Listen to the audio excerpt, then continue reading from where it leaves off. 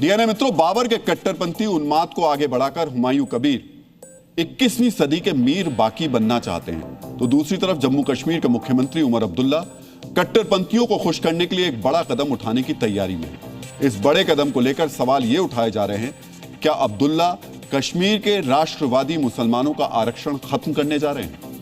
DNA मित्रों, उमर अब्दुल्ला नई बाबरी जैसे किसी प्रोजेक्ट पर काम नहीं कर रहे हैं, लेकिन उनका प्रोजेक्ट भी हुमायूं कबीर के नए बाबरी जैसा ही कट्टरपंथ से प्रेरित और कट्टरपंथियों के तुष्टीकरण वाला है। अब हम आपको उमर अब्दुल्ला के इसी प्लान का इस पर विश्लेषण करेंगे। डीएनए मित्रों, कल यानी 3 दिसंबर को उमर अब्दुल्ला ने अपनी कैबिनेट की बैठक बुलाई। सीएम कैबिनेट की बैठक बुलाए, इसमें कुछ नया नहीं है, लेकिन जम्मू के सिविल सचिवालय में होने वाली उमर कैबिनेट की बैठक पर सबकी नजर है। यह बैठक चर्चा में क्यों है, अब इसे समझिए। उमर अब्दुल्ला कैबिनेट की बैठक में सबसे प्रमुख एजेंडा आरक्षण नीति पर चर्चा करेंगे। उमर कैबिनेट में सरकारी नौकरियों और शिक्षण संस्थानों में ओपन मेरिट कोटा बढ़ाने के प्रस्ताव को मंजूरी दे सकती है। इसके लिए जम्मू कश्मीर में मौजूदा आरक्षण की व्यवस्था में बदलाव किया जा सकता है। कल कैबिनेट की बैठक से पहले आज उमर सरकार ने कैबिनेट की उप समिति की उस रिपोर्ट को मंजूरी दे दी जिसमें जम्मू कश्मीर में आरक्षण को घटाकर 50% करने की सिफारिश की गई है। डीएनए मित्रों, यह कट्टरपंथियों और अलगाववादियों के तुष्टीकरण का एक बहुत ही महीन दांव है, इसलिए इसे ध्यान से समझिए। पहले ओपन मेरिट कोटा का अर्थ समझिए। ओपन मेरिट कोटा यानी सामान्य श्रेणी के छात्रों के लिए उपलब्ध सीटें। सरल भाषा में वो सीटें जो आरक्षण के दायरे से बाहर हैं और सामान्य वर्ग के लिए उपलब्ध हैं। यानी उमर सरकार यह संदेश देना चाहती है कि वो आरक्षण के दायरे को कम करके जम्मू कश्मीर में आरक्षण से बाहर के दूसरे लोगों को सरकारी नौकरियों और शिक्षा संस्थानों में ज्यादा मौका देना चाहती है। इसके लिए मौजूदा आरक्षण में कटौती की तैयारी हो रही है।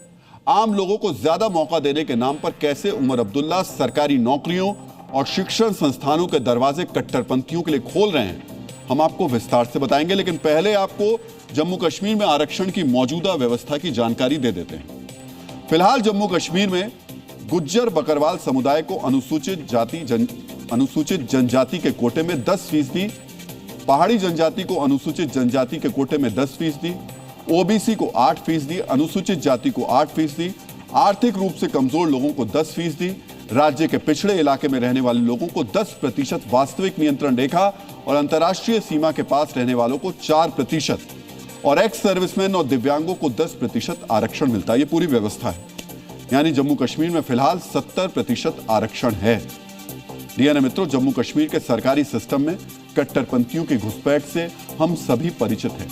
कई कट्टरपंथी और अलगाववादी बतौर सरकारी मुलाजिम वेतन लेते हैं। आरक्षण के कारण फिलहाल सिस्टम में उनकी मौजूदगी कम है। इसीलिए कट्टरपंथी उमर अब्दुल्ला पर दबाव बना रहे थे कि आरक्षण की सीमा घटाई जाए ताकि सरकारी नौकरियों में इनकी हिस्सेदारी बढ़े। उमर अब्दुल्ला पर दबाव बनाने के लिए कट्टरपंथी लगातार प्रदर्शन कर रहे थे। अब उमर सरकार उनकी मांग को मानने की दिशा में आगे बढ़ रही है। सूत्रों के मुताबिक उमर सरकार पिछड़े क्षेत्रों के निवासियों और आर्थिक रूप से कमजोर वर्ग को मिलने वाले आरक्षण पर कैंची चला सकती है। इन दोनों वर्गों को फिलहाल 20% आरक्षण मिलता है। उमर सरकार की तैयारी आरक्षण की सीमा 50% तक करना है। ऐसे में उसे 20% आरक्षण घटाना होगा। सवाल यह है, क्या उमर सरकार पिछड़े क्षेत्रों के निवासियों और आर्थिक रूप से कमजोर वर्ग का पूरा आरक्षण खत्म करेगी? ऐसा नहीं हो सकता है। इसलिए दूसरे समुदाय के लोग भी डरे हुए हैं, खासतौर पर गुज्जर बकरवाल समुदाय के लोग।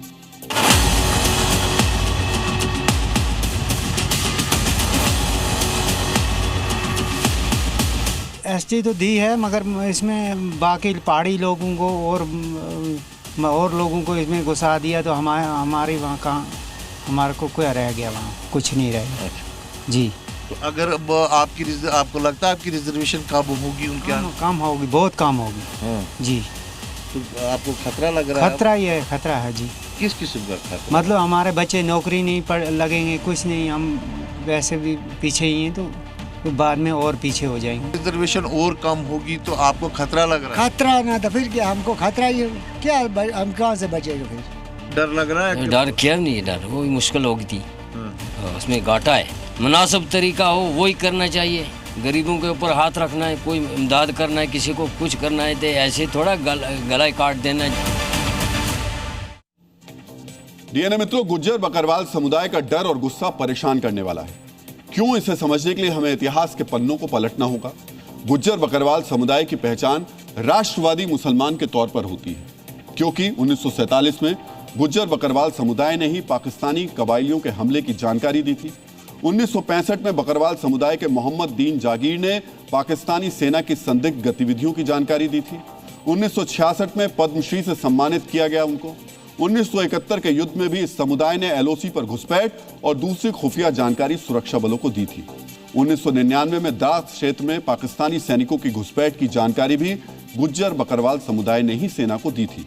2003-04 में ऑपरेशन सर्फ विनाश के दौरान गुज्जर बकरवालों ने सुरक्षा बलों को आतंकवादियों के ठिकानों समेत कई खुफिया जानकारियां दी थी। संक्षेप में कहें तो गुज्जर बकरवाल समुदाय आतंकवादियों और पाकिस्तान परस्त सोच के खिलाफ हमेशा मजबूती से भारत के साथ खड़ा रहा है। अब समझिए, ओपन मेरिट के नाम पर इन राष्ट्रवादी मुसलमानों का आरक्षण कम करके कश्मीर और दूसरे इलाकों में रहने वाले लोगों को ज्यादा मौका दिया जाएगा।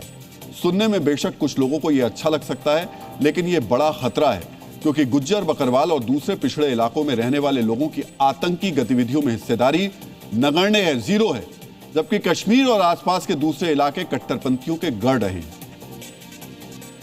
डीएनए मित्रों, 2016 में रिपोर्टिंग के दौरान मैं कश्मीर के राष्ट्रवादी मुसलमानों के बीच पहुंचा था।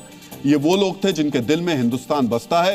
ये वो लोग हैं जो तिरंगे को अपनी मस्तक पर रखते हैं। ये वो लोग हैं जो पाकिस्तान बॉर्डर के सबसे पास रहकर भारत जिंदाबाद के नारे बुलंद करते हैं। कश्मीर के राष्ट्रवादी मुसलमानों से हुई हमारी उस बातचीत का एक अंश आज आपको भी सुनना चाहिए। हो सकता है आप में से बहुत से हमारे मित्रों ने कश्मीर के इन राष्ट्रवादी मुसलमानों की बात तक नहीं सुनी।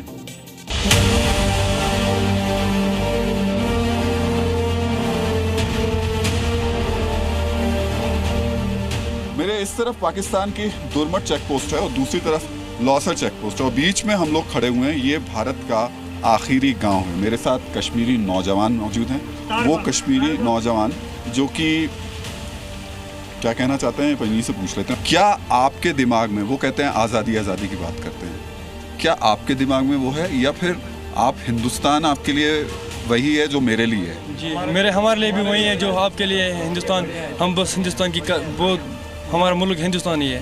तो आपने भी देखा होगा उन लोगों को कभी इस तरीके के नारे लगाते हैं। नहीं, ऐसा हमारे दिमाग में कभी आया नहीं। हम अपनी फौज को अपने भाइयों की तरफ समझते हैं। हमारी हेल्प तो आर्मी में है या बीएसएफ में है। हम एक ही पार्टी से ताल्लुक रखते हैं, वो क्या है, मैं हिंदुस्तानी।